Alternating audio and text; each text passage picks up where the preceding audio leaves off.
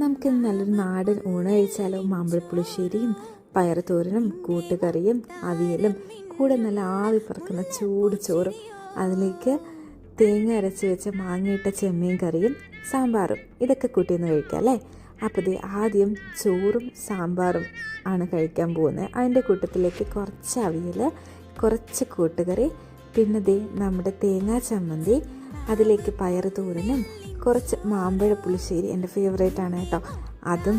പിന്നെ ഇത് ഇന്നത്തെ സ്പെഷ്യൽ ഐറ്റമാണ്. ഇത് കുഞ്ഞൻ മത്തി വറുത്തതാണ് കേട്ടോ. അത് നല്ല വെളിച്ചെണ്ണയിൽ ഡീപ്പ് ഫ്രൈ ചെയ്തതാണ്. അതും കൂടെ കൂട്ടി പിന്നെ ഇത് നമ്മുടെ ചെമ്മീൻ കറിയിൽ കുറച്ച് ചെമ്മീനും കൂടെ എടുത്തിട്ടുണ്ട്. അതും കൂടെ കൂട്ടി കഴിക്കുമ്പോൾ ടേസ്റ്റ് ഉണ്ടല്ലോ, ആ പറഞ്ഞറിയിക്കാൻ പറ്റത്തില്ല. പിന്നെ അടുത്തത് പപ്പടവും കുറച്ച് മത്തി വറുത്തതൊക്കെ കൂട്ടി കഴിച്ച് ഇനി നമുക്കത് ചെമ്മീൻ കറിയിൽ അതിലിട്ട് വെച്ച് ആ മാങ്ങ ഉണ്ടല്ലോ, ആ മാങ്ങയും ഒന്ന് മിക്സ് ചെയ്തിട്ട് ചെമ്മീനും കൂടെ വെച്ച് കഴിച്ചു. ആഹാ, എന്താ അല്ലേ?